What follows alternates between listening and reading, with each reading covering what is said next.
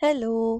आपण या व्हिडिओमध्ये प्रजनन कसं होतं याबद्दल बोलूया.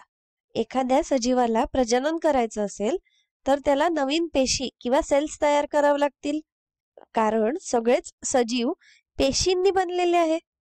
बरोबर. म्हणजेच आपल्याला जर प्रजनन कसं होतं हे बघायचं असेल तर आपल्याला पेशी स्तरावर जावं लागेल. पण प्रश्न असा आहे की जेव्हा मानव प्रजनन करतो आणि नवीन पेशी तयार करतो, तेव्हा त्या नवीन पेशी मानवातच कशा वाढतात? किंवा जेव्हा माकड प्रजनन करतं आणि नवीन पेशी तयार करतं, तेव्हा त्या माकडातच कशा वाढतात? हेच आपण कुत्र्याबद्दल पण म्हणू शकतो.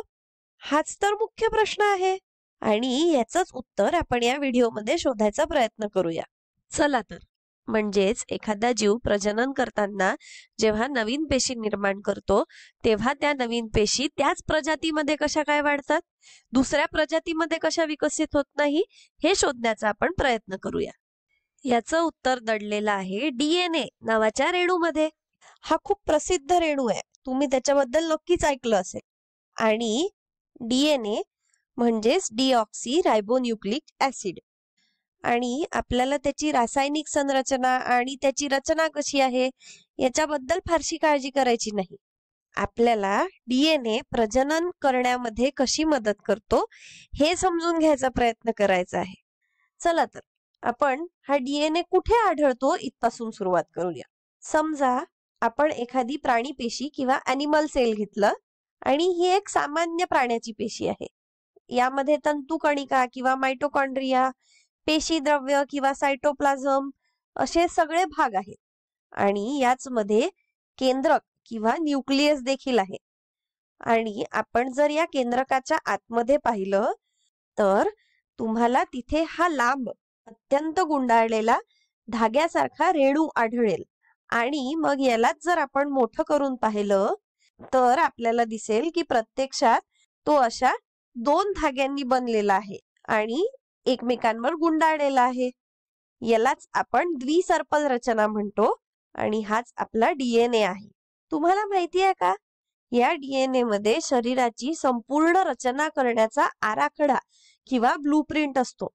म्हणजेच विशिष्ट शरीर तयार करण्यासाठी आवश्यक असलेल्या सर्व सूचना या DNA मध्येच असतात. जर आपण उदाहरण घ्यायचं म्हटलं तर मानवी DNA मध्ये मानवी शरीर कसं तयार करायचं याची माहिती असते. माकडाच्या DNA मध्ये माकडाचं शरीर कसं तयार करायचं याची माहिती असते. आणि कुत्र्याच्या DNA मध्ये कुत्र्याचं शरीर कसं तयार करायचं याची माहिती असते. आणि असंच सगळ्या प्राण्यांबाबत असतं. म्हणूनच जेव्हा आपण प्रजनन करतो तेव्हा पेशी योग्य शरीर तयार करण्यासाठी DNA मधील माहितीचा वापर करतात. आणि म्हणूनच मानव जेव्हा प्रजनन करतात तेव्हा नवीन मानवच तयार होतात, मांजर नाही. आणि जेव्हा कुत्रा प्रजनन करतो तेव्हा नवीन कुत्रेच तयार होतात, मांजर नाही. आहे की नाही मजेशीर? आता तुम्हाला हे सगळं कार्य कसं करतं हे जाणून घेण्याची उत्सुकता आहे का? म्हणजेच DNA वर कोणत्या प्रकारची माहिती असते आणि ती माहिती पेशीद्वारे सजीवाचं शरीर तयार करण्यासाठी कशी वापरली जाते, आपण याबद्दल खूप खोलात नाही जाणार आहोत, पण तुम्हाला मी वरवर माहिती देते. तर DNA मध्ये प्रथिने तयार करण्याची कृती किंवा माहिती दडलेली असते. आता प्रथिने काय आहेत बरं? प्रथिने हे पुन्हा रेणूच आहेत जे कोणताही सजीव तयार करण्यासाठी अत्यंत आवश्यक असतात. उदाहरणार्थ तुम्हाला माहिती असेल की स्नायू तयार करण्यासाठी प्रथिनांचीच आवश्यकता असते, बरोबर? तर प्रथिने अनेक प्रकारची असतात. आणि म्हणूनच तुम्हाला जर मानवी शरीर तयार करायचं असेल तर तुम्हाला विशिष्ट प्रकारच्या प्रथिनांचा संच लागतो. जर तुम्हाला मांजरीचं शरीर तयार करायचं असेल तर तुम्हाला वेगळ्या प्रकारची प्रथिने लागतील, बरोबर? आणि म्हणूनच मानवी DNA मध्ये मानवी शरीरासाठी आवश्यक असणारी प्रथिने कशी तयार करायची याची कृती किंवा रेसिपी असते. हे जर आपण मांजरीबाबत बोललो तर मांजरीच्या DNA मध्ये मांजरीच्या शरीरासाठी आवश्यक असलेली प्रथिने तयार करायची कृती असते. अशा प्रकारे DNA पेशींना विशिष्ट शरीरासाठी आवश्यक प्रथिने कशी तयार करायची हे सांगतो आणि ते करण्यास मदत करतो.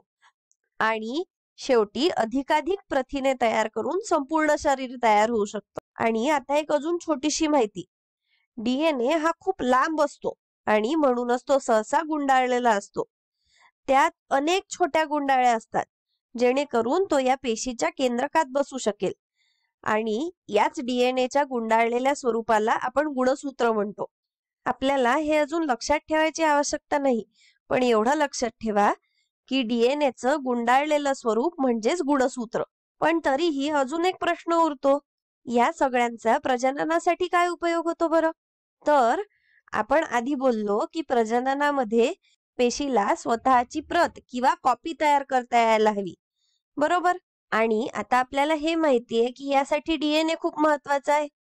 याचाच अर्थ यशस्वीपणे प्रजनन करायचं असेल तर पेशीला त्याच्या डीएनएची प्रत तयार करता यायला हवी. आणि हीच गोष्ट प्रजननासाठी जास्त महत्वाची आहे. चला तर आपण हे लिहून ठेवूया. प्रजनन करण्यासाठी पेशी स्तरावर सगळ्यात महत्वाची गोष्ट कोणती आहे? तर डीएनएला स्वतःची प्रतिकृती तयार करता यायला पाहिजे किंवा प्रत तयार करता यायला हवी. म्हणूनच आपण फक्त डीएनए ची प्रतिकृती असं लिहिलं. तर हे अशा प्रकारे कार्य करतं. आता आपण इथे एक दुसरी पेशी काढूया. ही पेशी जेव्हा स्वतःची प्रतिकृती तयार करण्यासाठी तयार होते तेव्हा ती आधी डीएनए ची प्रतिकृती तयार करते. पेशीमध्ये डीएनएच्या प्रतिकृती तयार करण्याची एक यंत्रणा असते. त्यामुळेच डीएनए स्वतःची एक प्रत तयार करतो आणि मग सर्व पेशी अंगके देखील स्वतःची एक प्रत तयार करतात. आणि एकदा या सगळ्या प्रती तयार झाल्या की पेशी 2 नवीन पेशींमध्ये विभागली जाते. या प्रत्येक पेशीमध्ये समान डीएनए असतो आणि मग ती पेशी अजून पुन्हा 2 पेशींमध्ये विभागली जाऊ शकते आणि या 2 पेशी अजून पेशींमध्ये विभागल्या जातात आणि अशाच प्रकारे अधिकाधिक पेशी तयार होतात आणि शेवटी डीएनए मध्ये असलेल्या माहितीचा वापर करून प्रथिनं तयार करता येतात. आणि सगळ्यात शेवटी या एका पेशीच्या आतमध्ये असलेल्या डीएनएच्या प्रकारानुसार ती पेशी कोणत्या सजीवामध्ये वाढेल हे ठरतं. म्हणजेच जर या पेशीच्या केंद्रकात असलेल्या डीएनए वर मांजर कसं तयार होईल याची जर माहिती असेल तर ही एक पेशी पुढे जाऊन एका पूर्ण मांजरामध्ये विकसित होऊ शकते. आता प्रजननादरम्यान संततीमध्ये डीएनए कसा तयार होतो याच्या आधारावर आपण प्रजननाचे 2 प्रकारामध्ये वर्गीकरण करू शकतो. तर यामध्ये पहिला प्रकार आहे अलैंगिक प्रजनन किंवा एसेक्शुअल रिप्रोडक्शन आणि दुसरा प्रकार आहे लैंगिक प्रजनन किंवा सेक्शुअल रिप्रोडक्शन. आणि पुन्हा आपण याची वरवर माहिती घेणार आहोत कारण पुढच्या व्हिडिओमध्ये आपण याची खोलवर माहिती घेणार आहोत. तर अलैंगिक प्रजनन फक्त एकाच जनकापासून किंवा एका पॅरेंट पासून होतं. म्हणूनच या प्रकारामध्ये संततीच्या पेशीमधला डीएनए हा जनकाच्या पेशीप्रमाणेच असतो. त्यांचा डीएनए समान असल्यामुळे संतती एक नवीन सजीव म्हणून वाढेल जो अगदी जनकासारखाच दिसेल. आणि म्हणूनच आपल्याला असं आढळतं की संतती जनकाची हुबेहूब प्रतिकृती किंवा क्लोन असते. आणि म्हणूनच आपण तसं इथे लिहूया कारण संततीच्या पेशीमध्ये आणि जनकाच्या पेशीमध्ये असलेला डीएनए हा सारखा असतो. याच्या उलट जर आपण लैंगिक प्रजनन किंवा सेक्शुअल रिप्रोडक्शन पाहिलं तर आपल्याला असं आढळेल की यामध्ये 2 जनक किंवा 2 पॅरेंट्स असतात ज्यापैकी एक नर आणि एक मादी असतो. जसं आपण मानवामध्ये पाहिलं तर एक स्त्री आणि एक पुरुष म्हणजे 2 विरुद्ध लिंगाचे जनक. तर इथे काय होतं, नर आणि मादीचा डीएनए एकत्र येऊन एक नवीन पेशी तयार करतात. त्यामुळे प्रजननादरम्यान तयार झालेल्या नवीन पेशीमध्ये दोन्ही जनकांच्या डीएनएचं पुनर्संयोजन होतं आणि जेव्हा तो नवीन सजीव म्हणून वाढेल तेव्हा तो कदाचित दोन्ही जनकांपैकी कोणासारखाच दिसणार नाही. म्हणजे तुम्हाला समजलं का, डीएनए नर आणि मादी यांच्यासारखा नाही, तो दोघांचं संयोजन किंवा कॉम्बिनेशन आहे. म्हणूनच संतती जनकासारखी तर दिसेल पण ते हुबेहूब प्रतिकृती नसतील. आणि मानव हा लैंगिक प्रजनन करत असल्यामुळे आपल्यामध्ये हे दिसून येतं आणि आपण हे स्वतःमध्ये पाहू शकतो. तुम्ही किंवा मी आपल्या पालकांसारखेच दिसतो. आपल्यात आपल्या पालकांसारखी काही वैशिष्ट्ये आहेत पण आपण आपल्या पालकांची हुबेहूब प्रतिकृती नाही, म्हणजेच क्लोन्स नाही. म्हणूनच आपण इथे लिहूया की संततीमध्ये समानता असते, पण ती हुबेहूब प्रतिकृती नाही.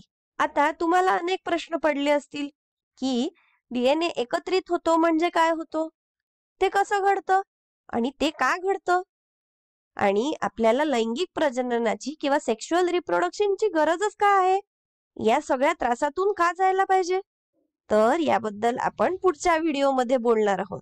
चला तर आपण या व्हिडिओमध्ये काय शिकलो याची एक उजळणी घेऊया.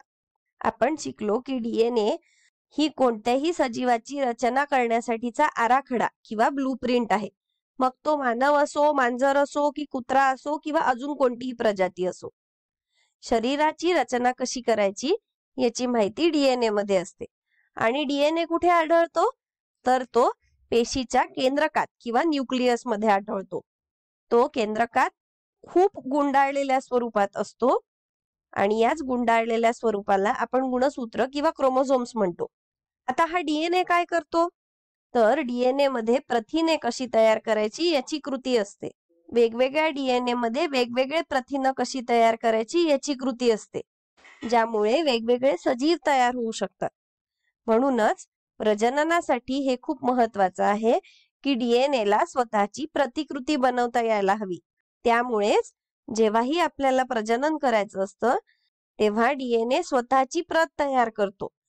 आणि म्हणून जेव्हा एखाद्या पेशीला स्वतःची प्रत तयार करायची असते तेव्हा सगळ्यात पहिले डीएनए स्वतःची प्रत तयार करतो आणि त्यानंतर इतर सर्व पेशी अंगके स्वतःची प्रत तयार करतात. अशाच प्रकारे आपल्याला पेशीच्या नवीन प्रती मिळतात. आणि सगळ्यात शेवटी आपण प्रजननाचे 2 प्रकारांमध्ये वर्गीकरण करू शकतो. जर एकच जनक समाविष्ट असेल तर आपण त्याला अलैंगिक प्रजनन म्हणतो, जिथे संतती जनकाची हुबेहूब प्रतिकृती असते किंवा क्लोन असते, कारण त्याच्याकडे जनकासारखाच डीएनए असतो. आणि प्रजननामध्ये जर 2 जनक समाविष्ट असतील तर आपण त्याला लैंगिक प्रजनन म्हणतो.